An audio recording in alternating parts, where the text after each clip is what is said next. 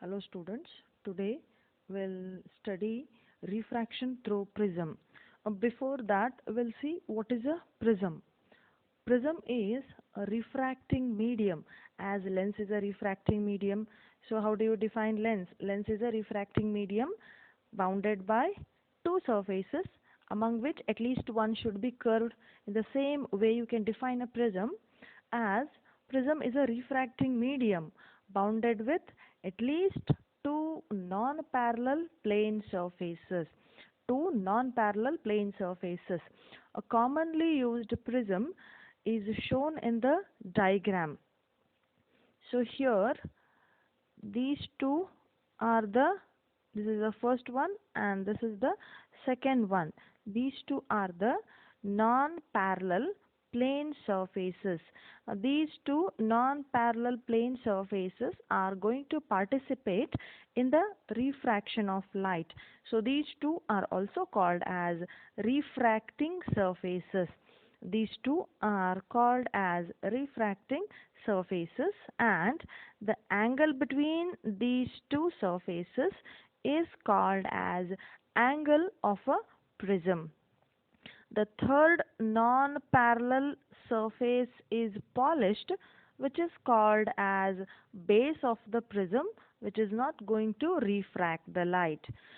So when the light enters the triangular prism, light enters the triangular prism, it undergoes refraction at two surfaces.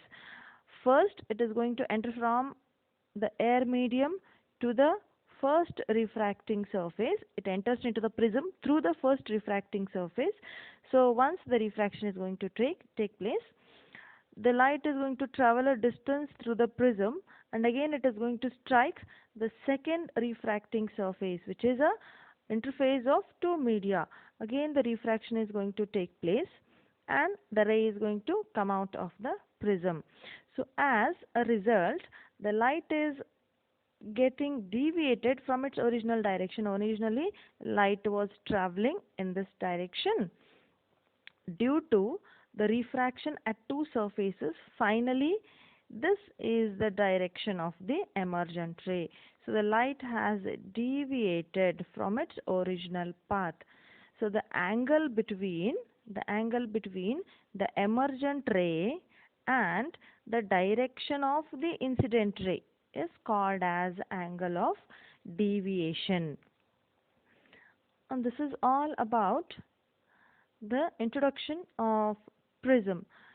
Now we'll see how the refraction of light is going to take place through the prism, and the relation between angle of deviation and the refractive index of the material of the prism. So the diagram shows the passage of light through the triangular prism ABC. It is a front view of the triangular prism. So here the two refracting surfaces are AB and AC. AB, A, B, C. AB and AC. Now light strikes the interface of two media, that is this first refracting surface. So but we show it here. So the incident ray PQ strikes the first refracting surface, which is the interface of two media, the air and glass medium, and the refraction is going to take place. The refracted ray QR travels in the glass medium or another medium of a prism. At the point of incidence Q, draw a normal. The angle made by incident ray PQ with the normal is I, and angle made by refracted ray QR with the normal is taken as R1. So for the first refracting surface, I and R1 are the angle of incidence and refraction. Now the ray travels along QR and it again strikes the interface of two media AC. Again the refraction is going to take place. The refracted ray emerges out along QR. It emerges out along, RS. So for the second, again at the point of incidence R, draw a normal.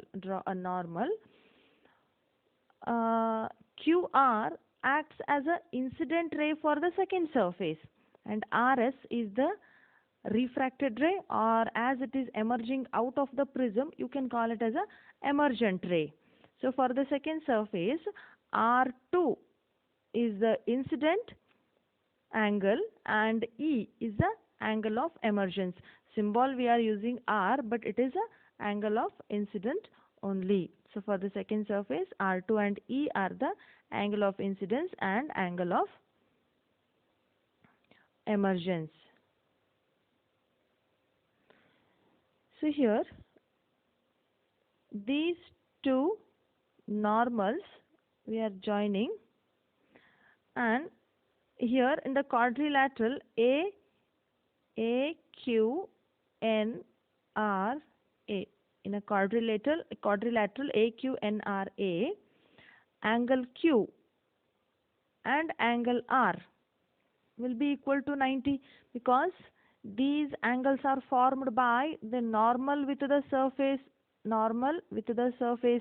So usually normal is as the normal is perpendicular to the surface, it is going to form 90 degree. So in a quadrilateral, the sum of all the angles will be 360. Among that, the sum of these two angles will be 180. So remaining is angle A and angle Q and R. So the sum of angle A and angle Q and R should be 180 degree. So the sum of A and Q and R equal to 180. Will denote this as equation 1. Now in a triangle QNR, the sum of all the angles in a triangle will be equal to 180. So R1 plus R2 plus QNR will be equal to 180. Let this be equation 2. Now compare the equation 1 and 2.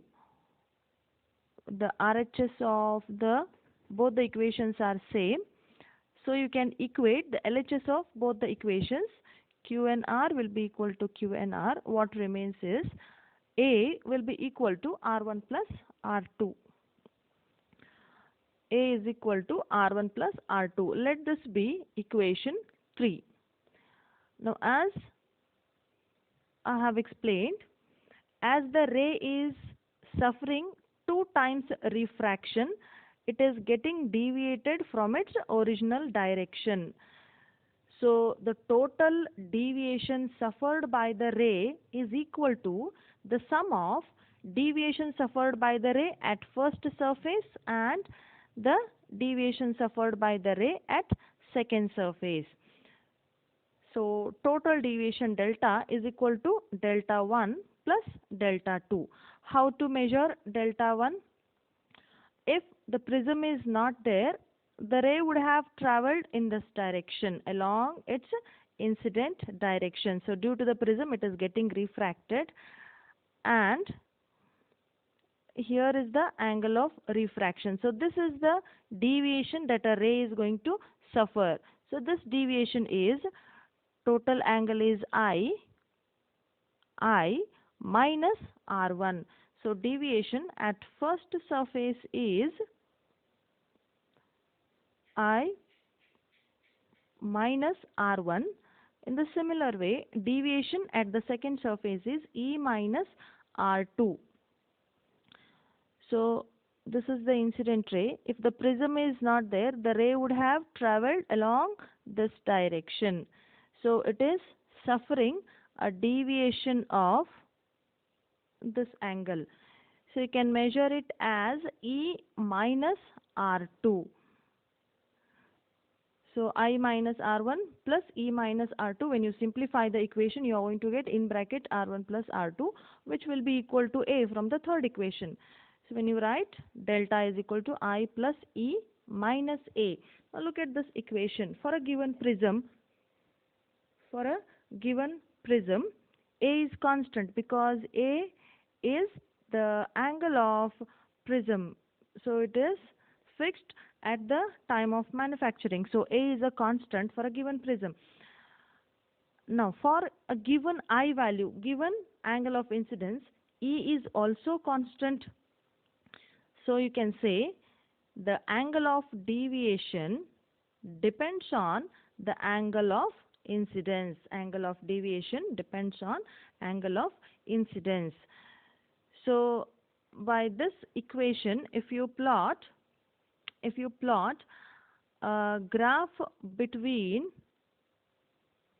angle of deviation and angle of incidence, it shows that for two values of I, there is a same deviation, and it is also found that at minimum deviation, the refracted ray inside the prism becomes parallel to the base. Inside the prism becomes parallel to the base. So at the minimum deviation, this implies at minimum deviation, delta, the deviation can be denoted by dm, capital D. M means at minimum deviation. I will be equal to E. So as the refracted ray inside the prism is becoming parallel to the base, you can say I will be equal to E and R1 will be equal to R2. Now substituting these values in equation 3 and in equation 4. So for R1 is equal to R2, if you substitute in equation 3, R plus R from equation 3, R1 plus R2, as R1 and R2 are equal, so you can substitute them as R. It will be 2R is equal to A. So R will be equal to A by 2. This is the equation for angle of refraction at the first surface at minimum deviation. Equation 4 gives as I is equal to E. In place of E, you can substitute as I 2I minus A. Delta becomes dm 2I minus A. You have to rearrange the equation for I. 2I is equal to dm plus A. I is equal to A plus D divided by 2. A plus D divided by 2. This gives the equation for angle of incidence at first surfaces. So with these values of I and R, we can write the equation for Ri of the material of prism from Snell's law. Applying the Snell's law for the first surface, this is I, this is R. Applying the equation Snell's law, what Snell's law tells? N1 sin I is equal to N2 sin R, or sin I by sin R, sin I by sin R is equal to N2 by N1, which is also denoted as N21. N2 is the refractive index of the medium, second medium. N1 is the refractive index of first medium. So N21 will be equal to sin I. What is the value of I? It is A plus D by 2. Sin I, sin of A plus D by 2 divided by N1 is equal to sin of A by 2. Sin of A by 2. If the angles A and D can be measured, the angles A and B can be measured experimentally.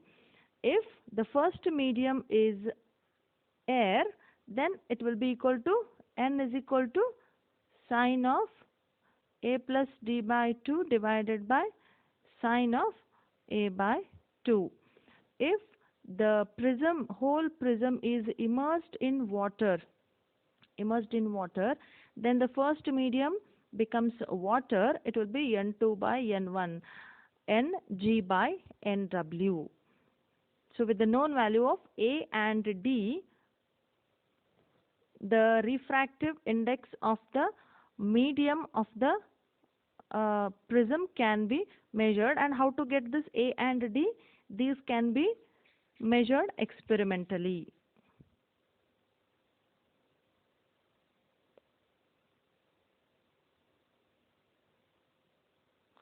So go through the video.